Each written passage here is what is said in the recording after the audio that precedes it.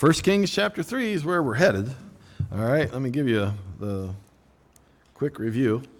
Let me change my mic here as well. All right, 1 Kings chapter 3. In chapter 2, Solomon establishes the kingdom. David gives him great advice, right? Keep the charge of the Lord your God, to walk in his ways, to keep his statutes, that you may prosper in all that you do and wherever you turn. Which generated or helped as we get to 3. All right? He establishes the kingdom by getting rid of the bad guys, honoring the good guys, and doing what God shows him to do. And so now we come to 1 Kings chapter 3. And when we ended, this is the question that I had for you. How many mistakes are there in this sentence? Not grammatical errors, okay? Life errors, okay? Let's read it, and then you can tell me some of the ones that you see. Now Solomon made a treaty with Pharaoh, king of Egypt, and married Pharaoh's daughter. Then he brought her to the city of David until he had finished building his own house and the house of the Lord and the wall all around Jerusalem. All right. He's married an Egyptian. Okay, so not specifically forbidden in the law. They weren't allowed to marry Canaanites, but it's not a good idea. Okay, for a number of reasons, some of which would be like what? Why not marry an Egyptian? What's that? He already had a wife. This sounds like it's his first wife, but it ain't his first wife, okay? And that's a problem. Why else did he not marry an Egyptian? Joseph married an Egyptian.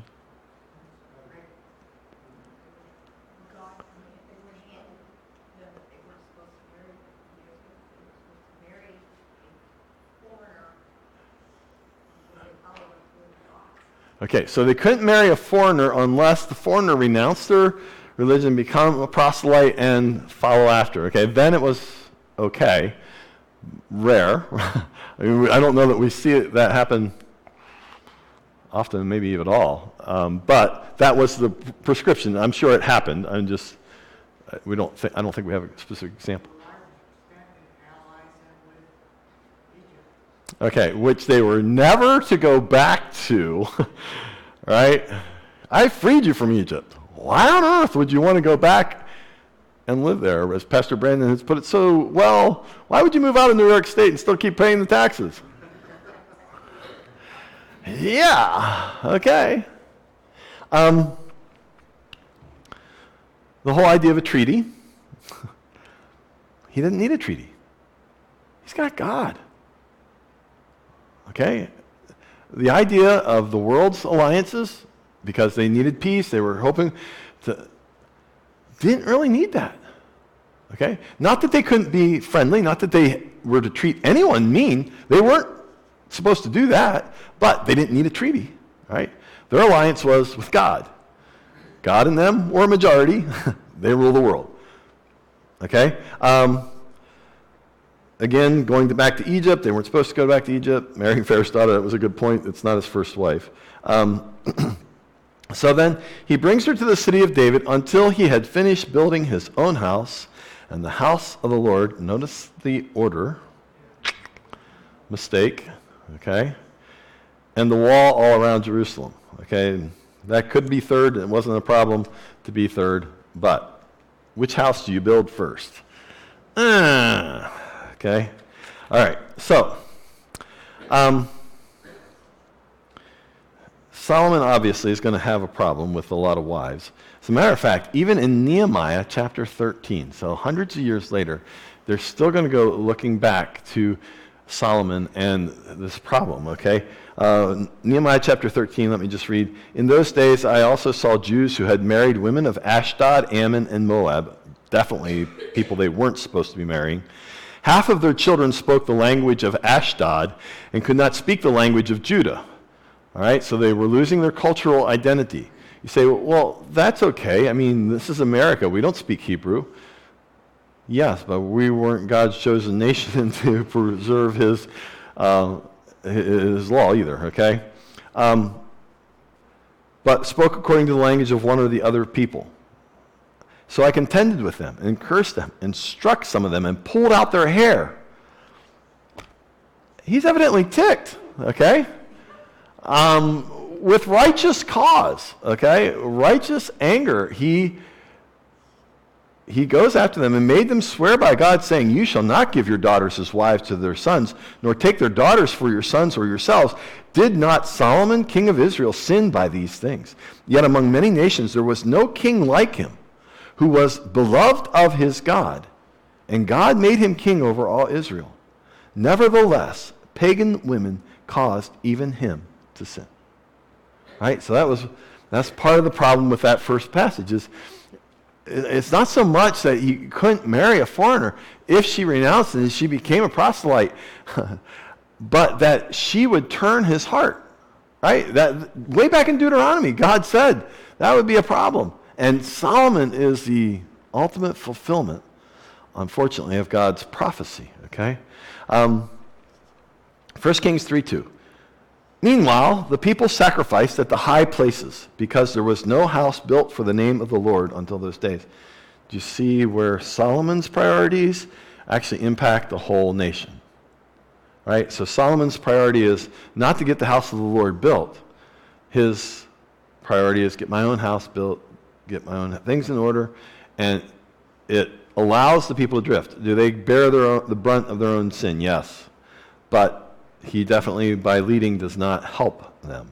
Okay? Because there was no house built for the name of the Lord until those days. And Solomon loved the Lord, walking in the statutes of his father David, except that he sacrificed and burned incense at the high places. Now the king went to Gibeon to sacrifice there, for that was the great high place. Okay? We're in the glory years, okay? This is the golden age of Israel. Solomon is going to take over, and it is grand and glorious. And frankly, I'm so glad for a good section again, okay? This is not the mire that David ended up in. This is Solomon establishing, and Solomon, like David in David's youth, seems to have a heart to pursue God, to seek after him. It says here, Solomon loved the Lord. Now the word there is loyalty. One king to a higher king. He's loyal to his Lord. Okay, he's desiring to follow after his commands. Is what we see there. But what we see is that the people aren't exactly following God, and Solomon isn't either. He loves the Lord. He's just not walking in his way. David's advice, good advice, had been make sure that you walk in all the ways. All right? If this were language about David, and we'll see it again as it repeats later on, all the kings of Judah are going to be compared back to David. You know, David loved the Lord. It actually says he's zealous for the Lord, okay? Which, in looking up this afternoon, that's like love on steroids, okay? We tend to think through that a little bit differently, but the sense of that word, zeal, as it's used in God's word, is like love on steroids. It's a higher, I will do whatever it takes to please my beloved, okay? And David's got a heart for God, right? And it's displayed, and so Solomon loves the Lord, but David has a zeal for the Lord. He's just consumed with him, overwhelmed by him. In the midst of his love for the Lord, he still sacrifices and burns incense at the high places. And I don't know how best to think through this, all right, except for this. Our God is gracious. He realizes that we are but dust. I would love to be able to stand up in front of you and say, I follow God perfectly. There is no fault in me. I am blameless. You're all laughing. Because you're right. It doesn't happen, right? None of us can say that we're blameless. And so God is honest. The writer is honest here. Solomon loves God. And he's pursuing God. The whole fact that he marries the Egyptian princess, and then in the very next sentence it says he loved God, is meant to draw our attention to the fact that this is the pinnacle. It's going to go downhill from here because he's made a choice that's going to impact his love and loyalty for the Lord. Right? So I came across this illustration, and I hope it makes as much sense to you as it helps me in thinking through. There's a lot of grace in this chapter, okay? We'll see some more a little bit later on, but let me start with it here. I came across this story. Blinking them away while heaving to catch her breath like they do when it really hurts, my daughter stretched out her little hand with a card for me. I recognized the card right away. It was one I had written to her, my daughter, on Mother's Day a while back. Her stiff, crusty acrylic hand dropped the card into mine, and she scurried back to the tub as if to say, "Read the card before you discipline me." She had walked in and found that her daughter had decorated the bathroom. Okay? You know, those kinds of situations. Okay? And so her daughter hands her back this card that her mom had given her on Mother's Day and asked her, "Read the card before you discipline me." So I did. "Dear Lundy," my handwriting wrote, "Happy Mother's Day. Thank you for making my greatest dream come true by being your mom." I went on to list out some of the things I love most about her, my best and my most loving thoughts of my little princess. Lundy's message was clear. Remember what you really think of me, Mama. Remember who you said that I am. Remember who I really am before you discipline me. She was asking me in the heat of the moment to remember my true thoughts for her. I've since thought of the words of my Heavenly Father, for I know the thoughts that I think toward you, says the Lord. Thoughts of peace, not of evil, to give you an expected end. Wow, no matter what I've done, he is not confused about his thoughts for me. He doesn't forget. He knows what he thinks of me. They are consistent thoughts, and they are good because he has my end in mind. I never thought about playing a trump card with my parents. I don't think they ever gave me a trump card, right? But there is a lot of love and grace in that, and to realize our Father looks at us and realizes who we are and loves us in spite of. There shouldn't be any exceptions. Solomon there shouldn't be, "I love the Lord except." There shouldn't be any in our heart either. "I love the Lord except."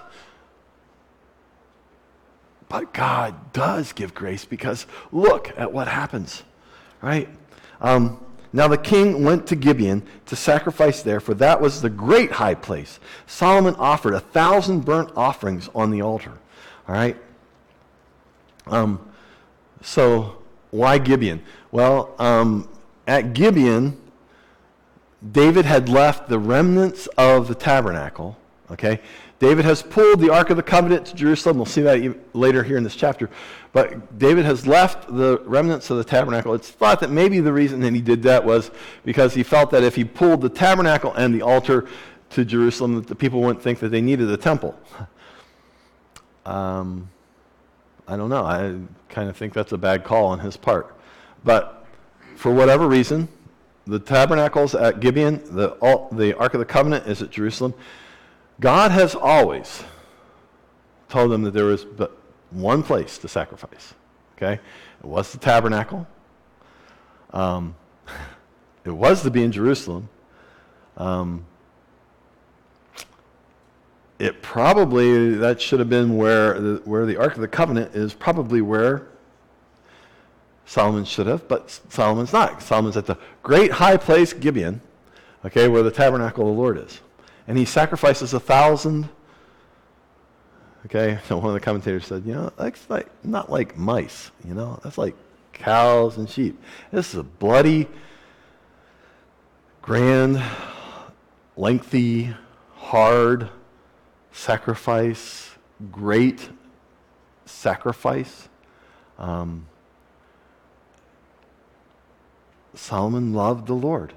He was extravagant in his love, right? He's a king, and he's got a little bit more that he's supposed to sacrifice than the ordinary person, but 1,000 goes way beyond that, right? He loves the Lord, and he sacrifices to the Lord.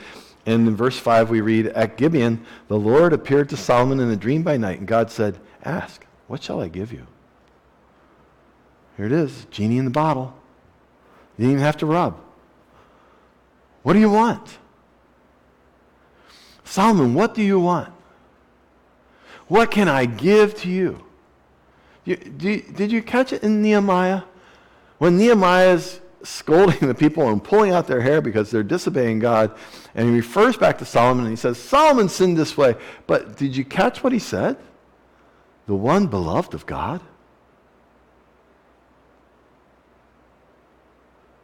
Solomon loves God. He lavishes his love.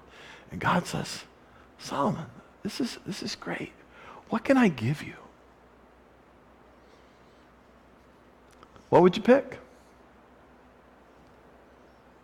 God shows up tonight in your dream and says, what can I give you?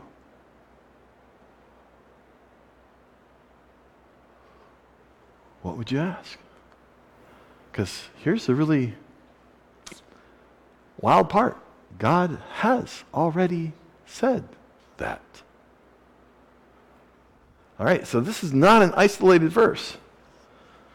Matthew 18:19, Matthew 21:22, Mark 11:24, John 14:13, John 15:7, which is on the screen, John 15:16, John 16:23-24, James 1:5-6, James 1:17, 1 John 3:22, 1 John 5:14-15. Let me read those.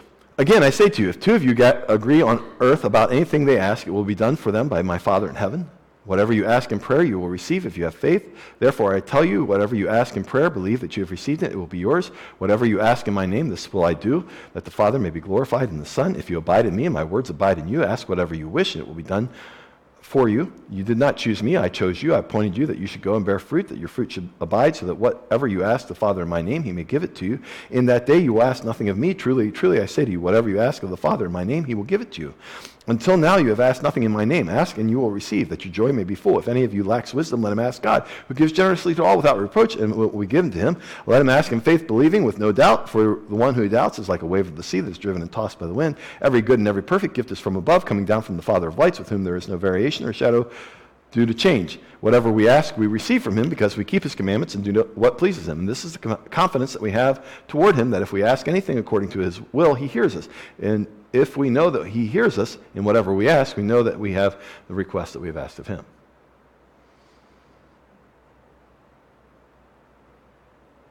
That's a lot of promises. Okay, and they all agree. He's pretty much said, ask what you will, according to my will, in my name. It's yours. So what have you been asking? Solomon says, I want wisdom. So here's the tricky question. Did Solomon ask for the right thing? No. Did Solomon ask for the best thing? Here's David's advice to Solomon from 2 Chronicles, which we haven't, or 1 Chronicles, which we haven't gotten to yet. Learn to know the God of your ancestors intimately. Worship and serve him with your whole heart and a willing mind. For the Lord sees every heart and knows every plan and thought. If you seek him, you will find him. Sounds like this morning. So take this seriously. Be strong and do the work.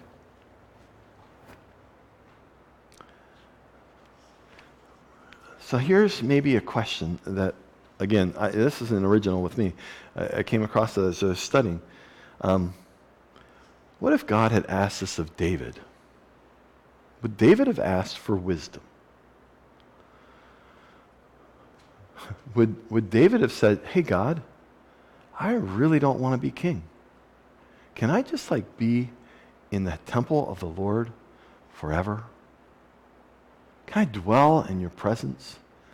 Can we just sing songs together? Lord God, can I walk away from the responsibilities of being king, and can I just be with you? Because David's got a heart for God, and relationship with God is very important to David. And what we see Solomon asked for, and it is a good thing, don't get me wrong, because God's even going to tell him, this is a great thing that you've asked for. But this really speaks to my heart, what he asked for. Solomon said, you have shown great mercy to your servant David my father, because he walked before you in truth, in righteousness, and in uprightness of heart with you. You have continued this great kindness for him, and you have given him a son to sit on his throne, as it is this day. Now, O Lord my God, you have made your servant king instead of my father David, but I am a little child. And it wasn't that he's a little child. He's probably 20 and maybe 40, okay? He's speaking in humility before God. He knows nothing. For the position that he has, he knows nothing. He is, as a little child, given great responsibility. He's very aware that he has a very humble heart as he's coming before God. Notice that he starts with praise. God asks him, what should I give you? And he doesn't just oh, okay, here's what I wanted. He prays, and he acknowledges the God of heaven and acknowledges the mercies of God and the greatness of God. And then he does bring his petition. I do not know how to go out or come in, and your servant is in the midst of your people whom you've chosen, a great people, too numerous to be numbered or counted. Therefore give to your servant an understanding heart to judge your people, that I may discern between good and evil. For who is able to judge this great people of yours? What he actually asks for is a listening heart. A heart that would hear from God what's right and wrong, what's good, better, best. Okay? And so what Solomon basically asks for is, God, I need the tools to do the job well.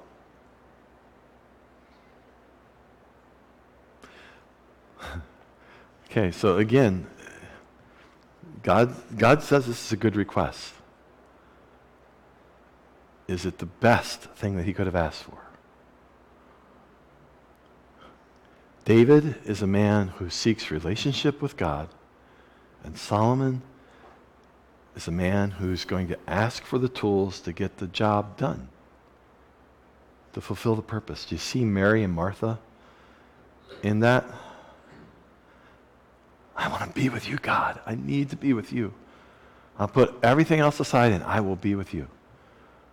And Solomon's like, man, God, I'm just really worried. I'm not going to be able to do what I need to do. I need tools. I need to know how to do this thing. Right? And that's not a bad thing, to do excellently at what God calls us to do. But it's not the highest thing. Right? Brandon continually in staff meeting and planning meetings, he just drives me back to that, reminds me again and again. It's relationship. It's not task. Okay? I'm very task-oriented. All right? I spent a couple of hours this week. I told both Jim and Ellie that it was their fault. Okay, so I'm trying to put the directory together like I have every year. All right? And I run the program, and there's been a few changes that we made, so I had to make a few changes. Finally, I narrowed it down that Ellie Fudge is the problem. Okay, so I delete Ellie Fudge out of the directory, out of the database. Boom, she's gone. And then it still blows up. I mean, not just stops my program, it shuts my program all the way down. And I have to restart it every time. And so now I got Ellie out, and it's Jim High. And I am like, is this computer just against Messiah College? It just doesn't like kids who go to Messiah College. That's what it is. It's got to be it.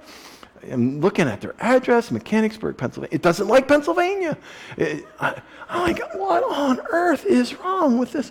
I get rid of Ellie and I get rid of Jim, and it goes boom. Like, this is unreal. So what do those two people have in common? Other than they go to Messiah. And God hates Messiah, evidently. He loves Messiah. I have relatives working at Messiah.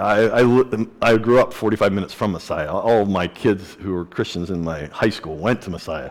Okay? I like Messiah. My computer doesn't hate Messiah either. What do those guys have in common? No. There's an association I hadn't come up with. Yes, they are both born in the year 2000. They are Y2Kers, and my computer died on Wi-Fi. It did. We told you it happened. 19 years later, it's happening.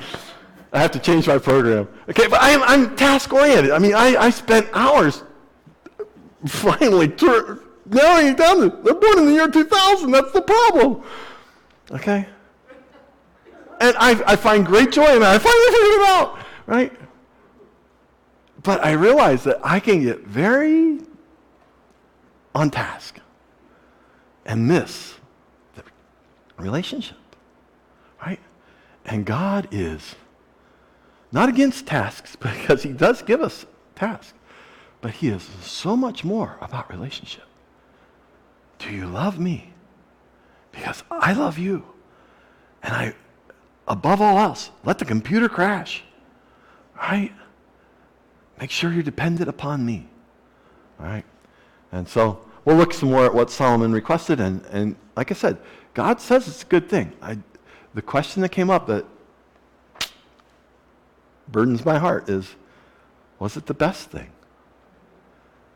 Would David have said, God, I just want to know more of you? Let's pray. Father God, I at least am very task-oriented, and Lord, I pray that you would just remind me again and again that it's people for whom you died, that it is by relationship, it is by sharing your word and sharing the gospel of Jesus Christ that we impact one another. And Lord, I pray that you'd help us to see it. Help us to be very careful of alliances with this world, of our hearts being distracted and pulled away by things that they shouldn't. And Lord, help us to focus on you this week, we pray. In Christ's name, amen.